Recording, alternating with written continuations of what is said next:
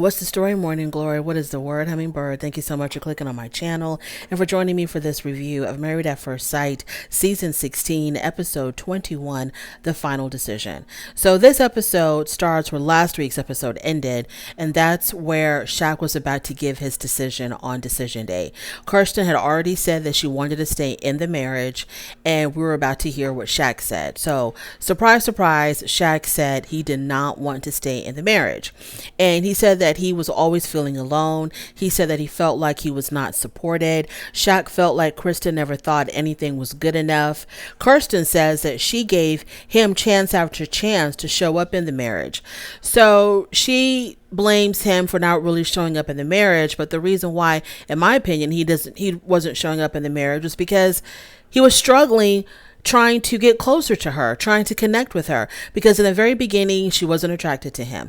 Then she had up all these walls and barriers that he was trying to get through. So it was hard for him to show up to someone who, like, when he was trying to show up, she was kind of like, keeping her distance from him. And I guess it got to a point where he got tired of trying to show up. And I don't think Shaq ever felt that Kirsten was really attracted to him, Shaquille. I think she was attracted to the idea of him. I think that maybe Kirsten thought that they did look good on paper. I think that maybe Kirsten was attracted to the idea of being married to a man like him. I don't think Kirsten really was into Shaquille. I don't think she was. I think he was more into her than she was into him. But then there came a point where his interest in her slowly began to wane. So yeah, this marriage, it was doomed. They should not have been together. I'm glad that Shaq said no. I don't know why Kirsten would say yes. They struggled. They really struggled. All the things that should have come naturally as a couple that's attracted to one another, that wanted to be together, they struggled with. They struggled with attraction. They struggled with intimacy. They struggled with supporting each other. They struggled with communication. Shaq's heart was not at peace when he thought about the prospect of spending the rest of his life with her. So he said no. They should have said no. He should have said no. I don't know why she said yes. I think she should have said no as well, but whatever. So when they left the scene, Dr. Pepper says, well, how much more does he need? As if Kirsten was really giving her all to him. And she wasn't. She was so held back in the beginning that, it wore him down to the point where he really wasn't that interested in trying as much. I don't know why Dr. Pepper would say something like that to insinuate that Kirsten just kept on giving and giving and giving and giving, and Shaq wasn't appreciating it. She barely gave any of herself. Like I said, they struggled with attraction. He constantly talked about how she really wasn't supporting him. Of course, she did go with him on that business trip on their honeymoon, but she didn't go with him on that second business trip. And that was like a deal breaker for Shaq. He could not let that go. She apologized. She gave her reason of why she didn't go. She didn't think that it was that important to him for her to go, but Shaq was not going to let that go. And I think that was a big, big turning point for him, because I think he was in the dark as far as, is this woman really here for me or not? And so when that trip situation came up and she didn't go, he made up his decision. He made up his mind at that point. It was like, okay, now I know that she is not here for me. Pastor Cal says, I don't see him getting better than that. I think he was trying to say that he doesn't see Shaquille getting a better woman than Kirsten. I don't get it. I think that Shaq can definitely find a better woman than Kirsten. Now, can he find... I don't even think it has anything to do with looks, because I was going to say, can he find a woman more attractive than Kirsten? Yeah, he probably could. Because Shaquille holds himself in such high regards. He thinks a lot of himself. And I don't think Shaquille is just going to settle for anything or for anyone. So yes, he can get a woman better looking, with a better personality, who can treat him a whole lot better than Kirsten. Kirsten is not the end all and be all of women. Yes, Shaquille can do better than Kirsten. So I don't know why Pastor Cal would even say that. I don't know. They kind of saw the beauty queen and the nerd, and so they didn't understand why the nerd rejected the beauty queen. But Shaquille ain't that. Okay, Shaquille is not that. Shaquille is someone who I think Kirsten probably thought that she was going to be able to break him down, that he was going to just do her bidding, that he was going to constantly give in to her. And I think Shaq was a rude awakening to Kirsten, because Shaquille was like, no, I'm not going to do that. I'm not going to give in to you every single time. I'm not going to, make you feel like I need to bow down to you. I need to be submissive to you, or what. I'm not going to do that. So Pastor Cal saying, I don't see him getting better than that. Yeah, he can do better than that. Moving on from there. So it's the next day. It's the next day. They're all moving out of the apartment, and Jasmine and Eris are packing up their stuff. And then Eris says something about how he still wants to come around and see Duchess, her dog. I don't for a second believe that Eris is really interested in coming over to Jasmine's house to see Duchess. I think Eris still wants to smash. And the reason why I say that is because why the hell not? She's an attractive woman.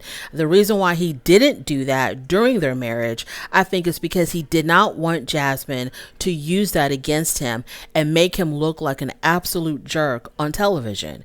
So, because I think that my personal opinion, him talking about, oh, she's not my type, and I don't really go for women like that, and whatever, and he completely contradicted himself later on in the episode, but we'll get to that later. I don't buy it. I think he didn't smash because he knew that if he knew that he wasn't going to stay married to Jasmine.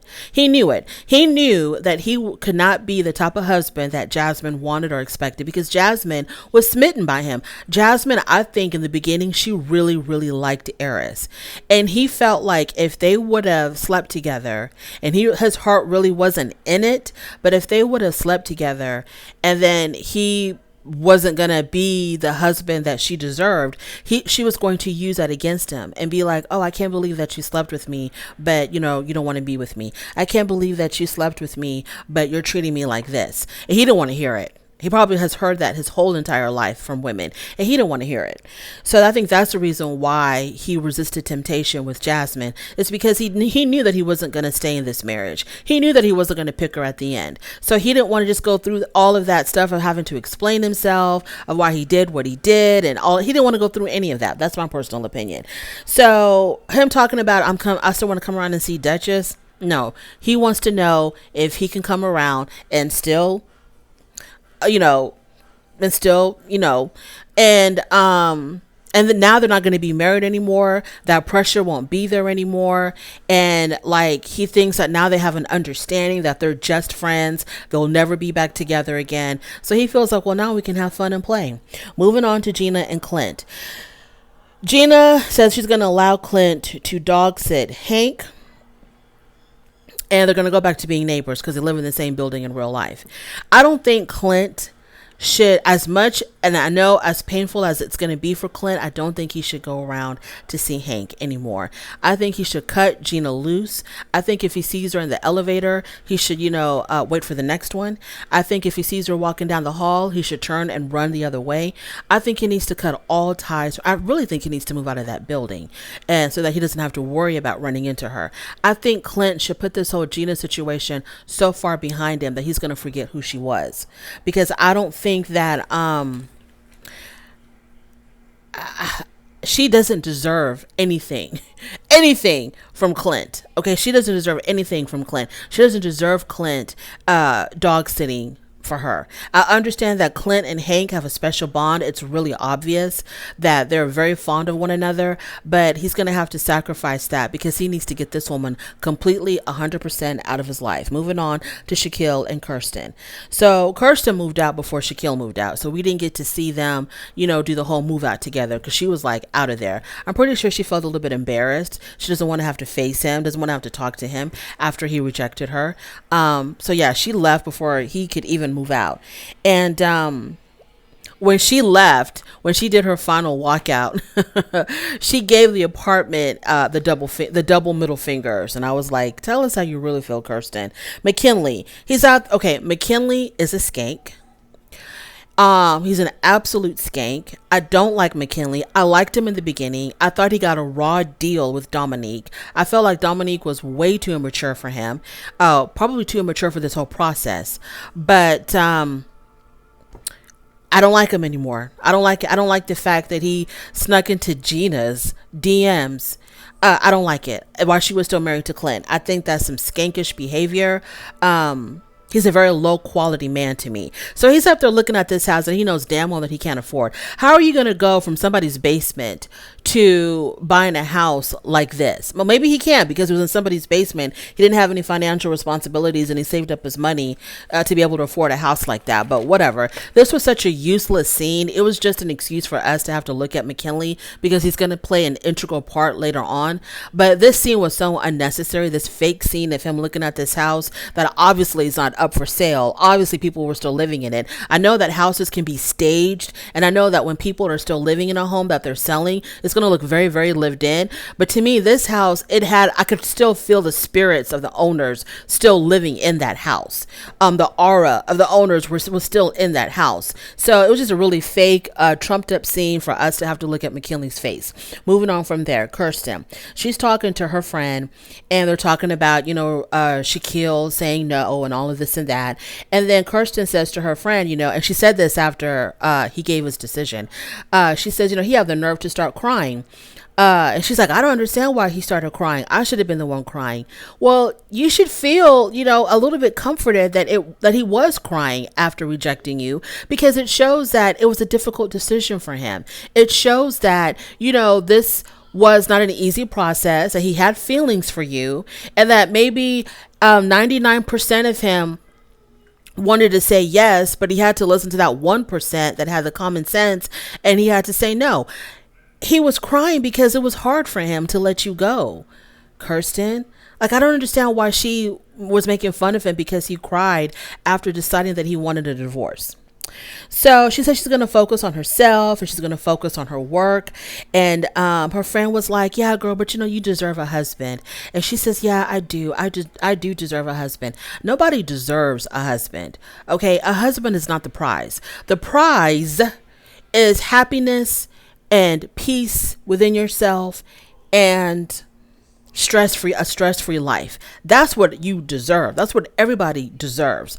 A husband is just a cherry on top. We know that you want a husband, and there's nothing wrong with wanting a husband. But honey, the husband is not the prize. The prize is just true happiness, self-acceptance, self-love, self-worth, peace of mind, and no stress. That's the prize in life. And if that comes with a husband, wonderful. You're a double winner. But if it doesn't, you still have to have that regardless. So I hate it when women think that the prize is the man. No, it's not. Ask 50% of women out there who are divorced. The prize is never the man. The prize is just peace and happiness and no stress. That's the prize. A husband should just be a cherry on top to make your life better. But we know how that goes. Moving on to Gina. Gina complains to her friend about Clint's sense of humor. Girl, is that the only thing that was wrong with him? Do you know how many women out there cannot stand their husband's tired, old, boring jokes? How many women out there are absolutely fed up with their husbands acting silly, being the class clown, their dumb jokes? Do you know how many wives have to fake laugh and fake smile and endure years and years and years of bad sense of humor? Girl, this is nothing new. And that's your only complaint, is that he was a ginger and he had a bad sense of humor. You're a skank too, Gina. I'm going to get to that later. So she talks about his sense of humor being bizarre and being really crass. And she said that he was so wild that she couldn't find an ounce of physical attraction. I didn't see Clint as being so wild. What did he do that was so wild? He was adventurous. He liked the outdoors. He liked being the life of the party. I didn't see anything about him that was so wild. I mean, he wasn't like he wasn't like those people on that show Jackass. What was so wild and crazy about Clint? I didn't get it. He cooked, he cleaned, he liked to have fun with the rest of y'all. What was so wild and crazy about? I don't, but we know the real reason why she was constantly criticizing Clint, because she had her eye on somebody else. That's skank. So She says, so even though she talks about how, his sense of humor was terrible, and she couldn't find any kind of physical attraction in him, throughout the whole season, she talked about how she wanted to be pursued by Clint. She even said that on decision day, that, well, if he would have pursued me, if he just would have pursued me. And she talked about how I never felt like, he never treated me like a wife. I never felt like a wife with him. He never treated me like a wife. Which is it, girl? Did you want him or you didn't want him? Because if he was such a horrible person, he was too wild, and his sense of humor was so awful, why did you want to be pursued by him? Why did you want this man to make you feel like a wife if you really didn't want him to begin with? And also, he was a redhead. You hated that. But then you complained about how he didn't pursue me. Moving on to Jasmine. Jasmine's with her mom, and they're talking about Eris. Basically, the only thing that I'm going to say about this scene, both Jasmine and her mom agree that Eris was not ready for marriage, never really wanted to be married. Moving on from there, Kirsten and Nicole. So Nicole and Chris, she was spending the night at Chris's house all the time, and eventually they did sign a lease together. So Nicole, you were worried and stressed and wanted to argue about nothing. When this man told you time and time again, don't worry about it, it's all going to work out, relax, chill out. If he was right. So she's stressed out about nothing. She says she's always spending the night at his house. So he doesn't have a problem with, sharing a space with her. She's with Kirsten, and they're shopping, and they're talking about Shaquille, and Kirsten says that she would be receptive to Shaquille reaching out to her. And Nicole says that she doesn't think that Shaquille and Kirsten should get back together again. I totally agree. Eris. Now, this was a scene that I need to talk about. I'm going to break this down. So Eris is, I guess, at his own apartment. He shares an apartment with his roommate, who they call Cheese.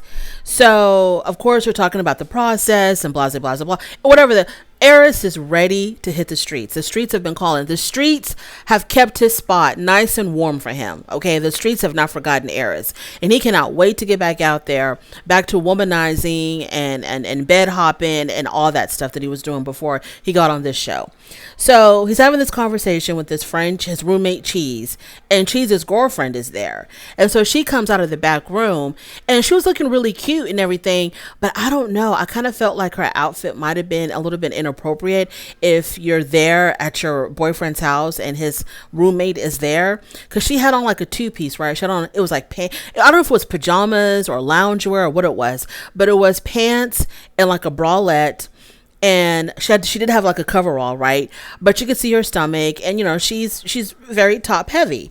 So when she came out of the back room, Eris was looking. I don't know if y'all noticed it, but Eris was checking her out. I mean, his eyes were like all up here in the chesticle area, and yeah, he was really checking her out. And I understand that he knows her because this is his roommate's girlfriend, but I would have thought that she would have been a little bit more covered up. But I guess she had to make a grand entrance for the TV. So Eris is ready to get back out there, and the roommate's girlfriend says that she's gonna play matchmaker for him and find a woman for him. And Eris says, oh yeah, I don't really care what you get me. She can be tall, short, she can be thin, thick, she can be dark, light, old, young, I don't care. Okay, this is where he contradicted himself. He was so picky with Jasmine. She's just not my type. I don't really go for women like that. And Jasmine, I think the average person would agree, is a very attractive woman. But she's just not my. But then you're telling this woman to find you a woman, and you really don't care who she finds for you. You don't care what they look like. You don't care if they're tall, if they're short, if they're fat, if they're thin, if they're old, if they're young. He says he didn't want anybody to be more than 2 years older, but no more than 8 years younger. Okay, which made me think that he is not ready for a mature woman, because he's got such a young mentality. I'm saying young to be respectful. I really want to say immature mentality, because it's like, okay, you're 39 years old, but you will only date a woman up to 41, but she can be in her late 20s, as young as in her 20s.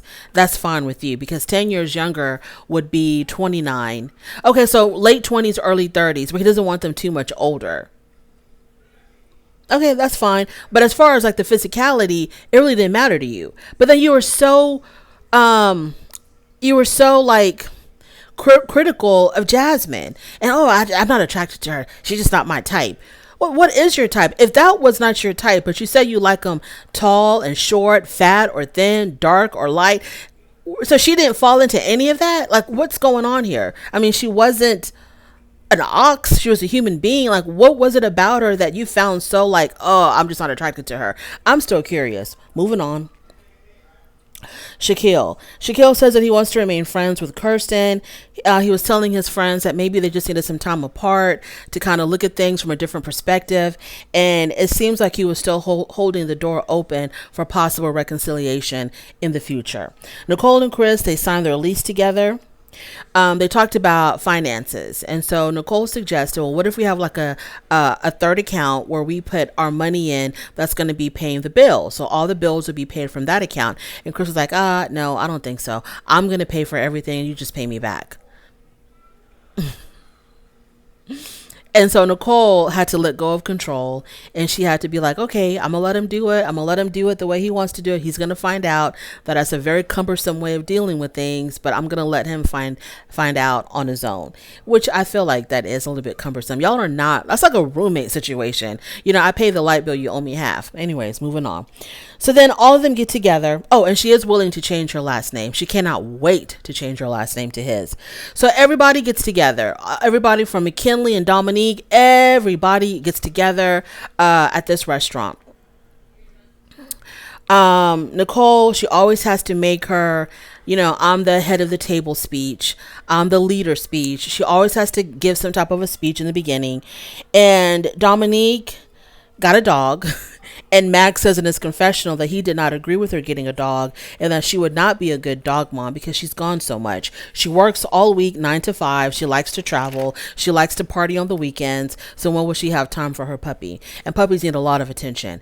So then they talk about their decisions. Who decided what? Okay, we go through the line with all of that. When it came to Shaq and Kirsten, he says that he spoke from the heart when he made his decision. He says he really did not know what he was going to decide. He was just going to let his heart and the Lord lead him. And so that's why he came to the decision that he came to. And Kirsten said that she had said yes on decision day because she was willing to give their marriage another try. She says, you can't really know someone in 8 weeks. So I was willing to give it another try for us to get to know each other better. And as far as Jasmine asked, so is the door completely shut or it's just not a right now type of situation? And Kirsten was like, no, the door is shut. She says, once I make a decision, I stick with it. And once I close a chapter in my life, I don't go back and reopen it. I'm done. I'm not looking back. I'm moving forward. So she made it seem like there was just no chance of reconciliation, that she doesn't want nothing to do. She doesn't want anything to do with Shaq. She doesn't want him to reach out to her. She doesn't want to be friends. She's done. That chapter of her life is closed. It's over. It's done. It's written. Shaq says, Shaq seems like he's still willing to be friends, no hard feelings, but y'all, ever since Shaq decided to not be with Kirsten, it's like he became his old self again. He seems so much happier, so much lighter. You can just tell that if he felt like a huge burden was lifted off his shoulder, he's just completely more at ease with himself. And because for the majority of the season, he was not happy and it showed. But now he's to me, he seemed like he's actually a whole lot happier. So then Dominique ends up leaving early because I'm pretty sure she knew what was about to go down and she wanted no parts of it. So she ended up leaving early. So then Nicole asked if Mac and Gina would be willing to date one another. And Clint was blindsided by this. In his confession, he said he did not even see this coming. And it must really suck to be that one person in a group of people that didn't know what the secret was. Everybody knew about Mac and Gina except for Clint. And I thought it was really crappy of Gina to not tell him. Y'all are going to be getting a divorce anyway. You don't want to be with him. He doesn't want to be with you. Y'all knew that from way back in the season, okay? So why didn't you just tell him? After decision day or right before decision, or at some point, sit down, have a conversation with him and say, look, Mac has contacted me. I think there might be some feelings there on both of our sides. So this is something I might be pursuing. I just wanted to give you a heads up. Why didn't you have the decency to do that? Because you're a skank, Gina. You're a skank. And you and Mac probably do belong with one another. Two skanks in paradise. So Clint was blindsided about all of this. And Mac said that, he's had his eye on Gina. And Gina basically gave some unresponsive type of answer, kind of like, oh, I'll keep y'all posted, or whatever the hell she said. I was so done by then, I just turned it off. I didn't want to see anymore. And I'm surprised at Nicole that she wanted to like involve herself in the McKinley Gina drama, because it's got nothing to do with you. This is strictly between them. It's Gina's responsibility to tell Clint, but she didn't. And for Nicole to bring it out in front of Clint like this, when I'm pretty sure everybody knew that Clint didn't know, I thought it was really awful of Nicole. I didn't like that Nicole did that at all. It made her seem like, and she kept on, like, she wouldn't even shut up about it. She just kept on, like, so do y'all have feelings for, I don't know what she said exactly because I kind of blacked out. Oh, do y'all have feelings for one another, or is there a future between the two of you, or something like that? She just kept on. It wasn't like she just asked the question and let it go. She just kept on. And I thought it was, that whole scene made me so upset and so angry. I just didn't even want to watch anymore. I clicked it off. Mac, you're skank. Gina, you're skank. Good luck to both of y'all. Hope it all works out. I don't know exactly how it goes with skanks when they want to be with one another. I hope that y'all give each other half of the decency that neither one of y'all showed Clint. And what did Clint do wrong to deserve this? What did he do wrong to deserve this? And if it was the other way around, if, let's say, Clint slid into Dominique's DMs and then announced at the table, hey, yeah, I've been checking out Dominique. I had my eye on her since day one. Do you understand how he would be attacked by this whole entire group? But then it's okay for Gina to do it. It's okay for McKinley to do it. It's all cute and fun and games. McKinley talking about how he slid into Gina's DMs before decision day. Well, that's how they edited it. If it was after decision day or after their divorce, that is not how it appeared on the show. On the show, it appeared that McKinley and Gina were communicating while Gina was still married to Clint. What I don't understand, why didn't Gina and Clint do what McKinley and Dominique did? If they knew from day one that there was no attraction between them and it wasn't going to work out, why didn't they just leave the show? I don't understand why they stayed. I don't get it. And that would have been 3 couples left, and that would have been a stretch. But now we have this whole disgusting fiasco. They should have just left the show. And Clint, when she didn't want to move in with you, you should have just been like, okay, you don't have to. I'm going to move out too. Let's just end it here. Let's just get the divorce and move on.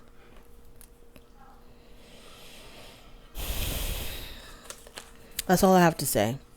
It was horrible. This whole entire season was awful. Absolutely awful. Yeah, it's just awful. I didn't like it. I didn't like 80% of these people. I'm okay with Clint and Duchess and Hank. I'm okay with them too. I wish that Jasmine had more of a backbone earlier on. I think that Jasmine, for the fact that she wanted Aris to like her so much, it was disgusting to me because Aris did not deserve her. Aris did not deserve Jasmine. She deserved a whole lot better. He was just there for games. So I wish she would have had more of a backbone, and I wish that she didn't seem so desperate with Aris. Y'all know how I feel about Gina.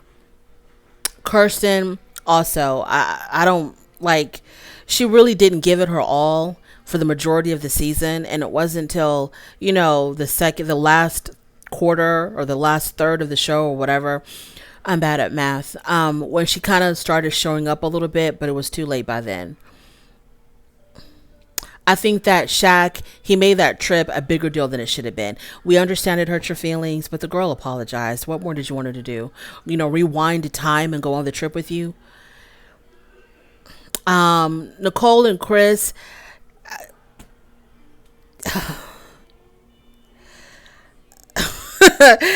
I mean, they're fine, I guess. Nicole and Chris, they're fine. I feel like Chris is gonna reach his limit with Nicole. And he's gonna run for the hills. But hopefully they stay married forever. And y'all know how I feel about McKinley. Lost all respect for him. And I was a fan of McKinley when he was going through it with Dominique. I was a fan of McKinley, but he showed his whole entire behind trying to slid into Gina's DMs of all people. And yeah, Dominique, she was just way too young for the show. Thank you so much for joining me. I really do appreciate it. On your way out, please don't forget to rate the video. If you like this content, go ahead and subscribe, and I'll definitely talk to you later. Bye.